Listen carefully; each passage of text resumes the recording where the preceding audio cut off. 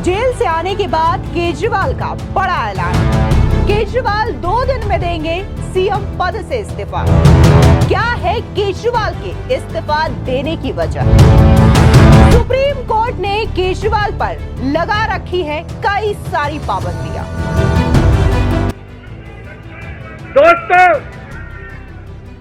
2 दिन के बाद, आज से 2 दिन के बाद मैं सीएम की कुर्सी से इस्तीफा देने जा रहा हूं और मैं तब तक सीएम की कुर्सी पे नहीं बैठूंगा जब तक जनता अपना फैसला ना सुना दे। मैं जनता के बीच में जाऊंगा, गली गली में जाऊंगा, घर घर में जाऊंगा और जब तक जनता अपना फैसला ना सुना दे कि केजरीवाल ईमानदार है, तब तक मैं सीएम की कुर्सी के ऊपर नहीं बैठूंगा। नमस्कार, स्वागत है आपका हमारे चैनल में और मैं रानी गुप्ता आपके साथ। इस वक्त बड़ी खबर सामने आ रही है दिल्ली के सीएम अरविंद केजरीवाल को लेकर के। आपको बता दें कि अरविंद केजरीवाल ने यह बड़ा ऐलान कर दिया है कि वो 2 दिन में सीएम पद से इस्तीफा देने जा रहे हैं। इतना ही नहीं, अरविंद केजरीवाल ने यह तक कह दिया है कि अगर दिल्ली की जनता उन्हें दोबारा आशीर्वाद देगी या फिर दोबारा उन्हें जिताएगी तभी वो सीएम की कुर्सी पर बैठेंगे। दोस्तों, 2 दिन के बाद, आज से 2 दिन के बाद मैं सीएम की कुर्सी से इस्तीफा देने जा रहा हूं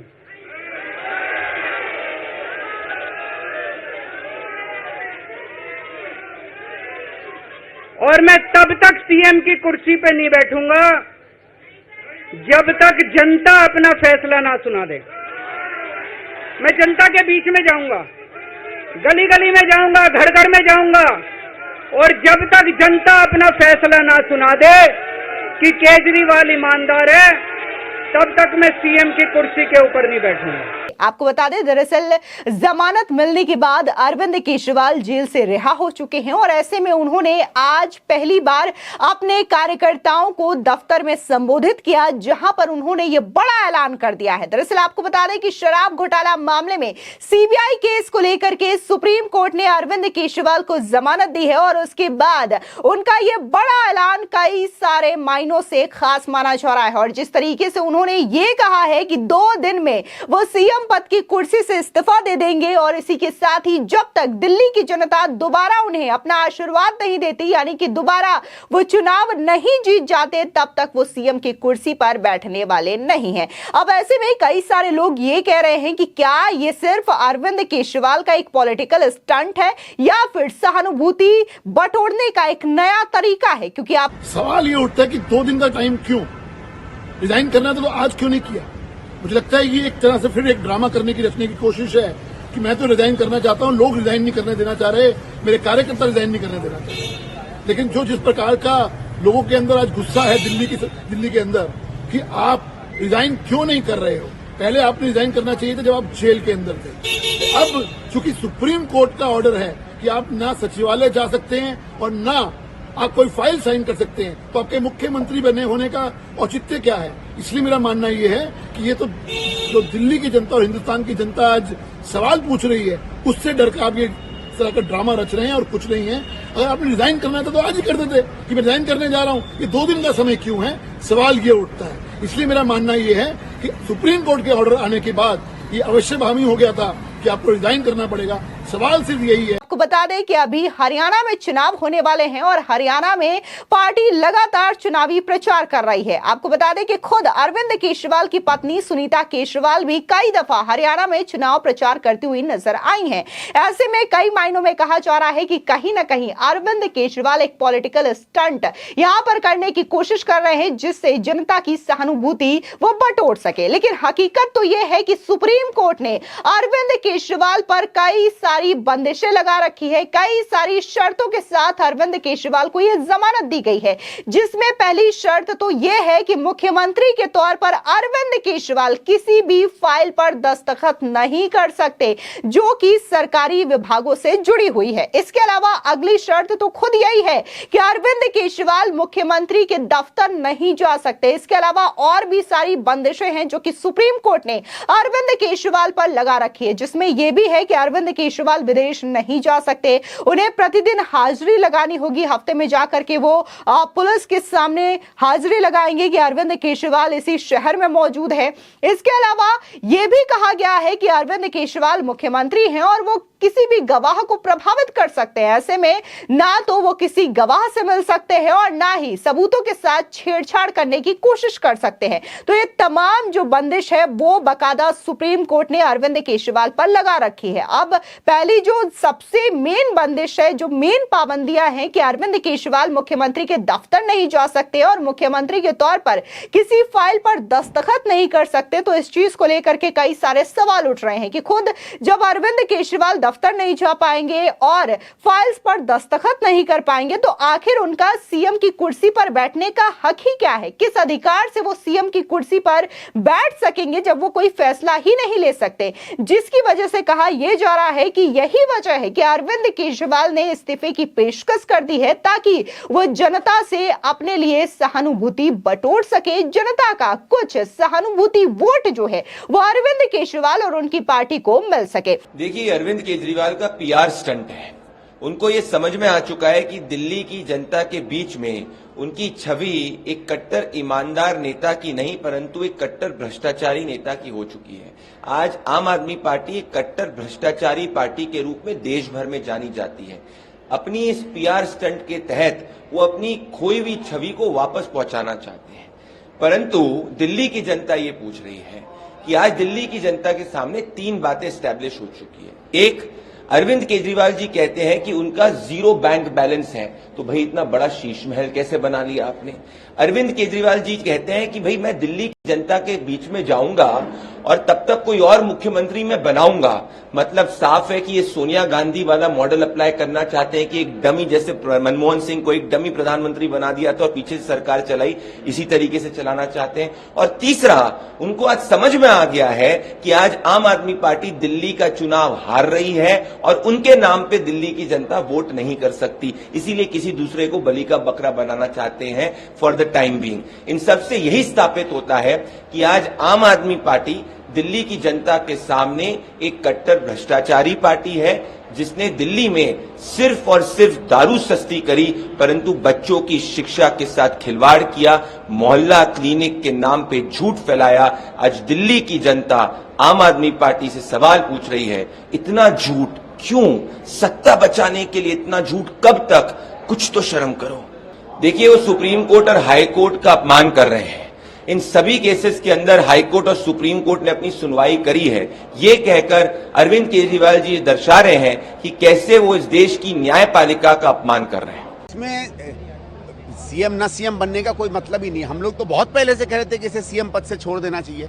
जब आपको जेल हो गई थी, भले किसी कारण से हुई, आपको तो बहुत पहले मुख्यमंत्री के पद से छोड़ देना चाहिए था। और अब बचा क्या है? अब इनके जो सीएम पद का छोड़ने का है, ये केवल एक नाटक है।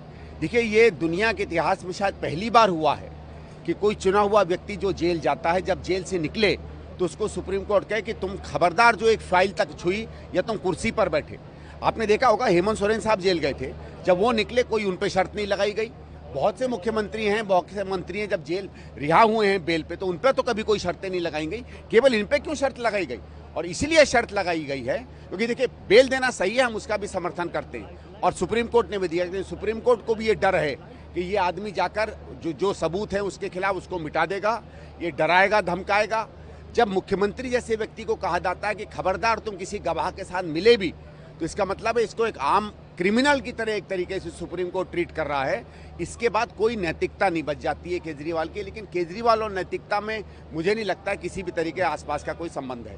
लेकिन आपको यहां पर यह भी याद दिला दे कि ठीक इसी तरीके का बयान और ऐलान अरविंद केजरीवाल ने लोकसभा चुनाव के दौरान भी किया था। जब अरविंद केजरीवाल शराब घोटाला मामले में जमानत पर जेल से रिहा हुए थे ताकि वो अपनी पार्टी का प्रचार कर सके, तब उन्होंने दिल्ली में चुनावी प्रचार के दौरान जनता से यह अपील की थी कि अगर आप मुझे जेल से बाहर देखना चाहते हैं तो झाड़ू का बटन दबाएं, अथवा आप अगर मुझे जेल में ही देखना चाहते हैं तो फिर कमल का बटन दबाएं। जिसके बाद देखने को मिला था कि पूरी तरीके से दिल्ली की 7 की 7 सीटों पर बीजेपी ने क्लीन स्वीप किया था और 7 सीटें जो है वो बीजेपी की झोली में जनता ने दे दिया था। यहां पर एक स्पष्ट बहुमत और एक स्पष्ट जनादेश जो है वो जनता ने अरविंद केजरीवाल के खिलाफ दिया था और यहां पर बीजेपी के लिए समर्थन दिल्ली की जनता का देखने को मिला था, जहां पर दिल्ली की जनता ने अरविंद केजरीवाल को सिरे से खारिज कर दिया था, क्योंकि अरविंद केजरीवाल की जो अपील थी कि आप मुझे अगर जेल से बाहर देखना चाहते हैं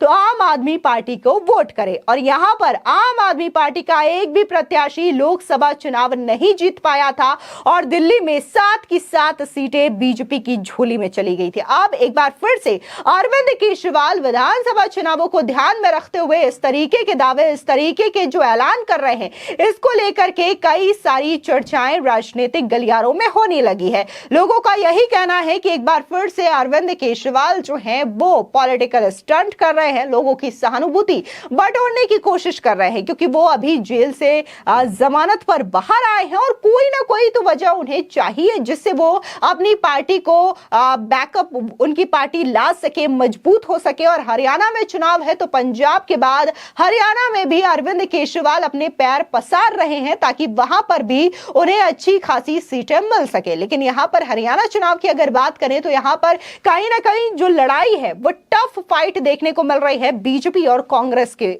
बीच में। और कहा यह जा रहा है कि अगर आम आदमी पार्टी अरविंद केजरीवाल बहुत करते हैं हरियाणा में तो वो सिर्फ और सिर्फ कांग्रेस को ही नुकसान पहुंचाने का काम करेंगे, यानी कि कांग्रेस का ही वोट काटने का काम करेंगे, जिसका सीधा फायदा बीजेपी को पहुंचेगा और आम आदमी पार्टी कांग्रेस का ही नुकसान करेगी। तो ये कई सारे जो चीजें हैं, अटकलें हैं, वो लगातार लगाई जा रही हैं चुनावों को लेकर के। लेकिन सबसे अहम बात यहां पर यह है कि सुप्रीम कोर्ट ने और जजों की बेंच ने जिस तरीके से अरविंद केजरीवाल पर जो रोक लगाई है, जो शर्तों के साथ जमानत दी गई है, इसको लेकर के ये बातें और ये ऐलान अरविंद केजरीवाल की ओर से की गई है, ये कहा जा रहा है। आपको बता दें, दरअसल इसी के साथ ही सुप्रीम कोर्ट ने एक और बात यहां पर क्लियर की है कि कैसे अरविंद केजरीवाल की जो गिरफ्तारी है वो पूरी तरीके से संवैधानिक है। दरअसल आपको बता दें कि कई सारे मंचों में लगातार आम आदमी पार्टी के कई सारे नेता ये दावे करते हुए नजर आए हैं कि कैसे अरविंद केजरीवाल की गिरफ्तारी हो या फिर उनके अन्य नेताओं की गिरफ्तारी हो, वो मोदी सरकार और उनकी तानाशाही की वजह से हुई है। शराब घोटाले का कोई मामला ही नहीं बनता है, बल्कि ये पूरा का पूरा दावा और मामला झूठा है, फर्जी है। और इसी फर्जी केस में अरविंद केजरीवाल को भी सीबीआई और ईडी की ओर से गिरफ्तार किया है, यानी कि यह गिरफ्तारी जो है पूरी तरीके से अवैध है, गैर संवैधानिक है। लेकिन जब सीबीआई केस में सुप्रीम कोर्ट में सुनवाई चल रही थी तब सुप्रीम कोर्ट ने यह माना है कि कैसे सीबीआई ने अरविंद केजरीवाल की गिरफ्तारी वैध तरीके से की है, संवैधानिक तरीके से की। और यहां पर एक बार फिर से आम आदमी पार्टी का जो दावा था कि अरविंद केजरीवाल की गिरफ्तारी इल्लीगल है, तानाशाही के तहत हुई है, इस झूठ से भी पर्दाफाश हो चुका है कि कैसे आम आदमी पार्टी के नेता लगातार झूठे दावे अरविंद केजरीवाल की गिरफ्तारी को लेकर के करते हुए नजर आए हैं। न सिर्फ अरविंद केजरीवाल बल्कि संजय सिंह, मनीष सिसोदिया भी इस मामले में तिहाड़ जेल जा चुके हैं। हालांकि फिलहाल वो जमानत पर है,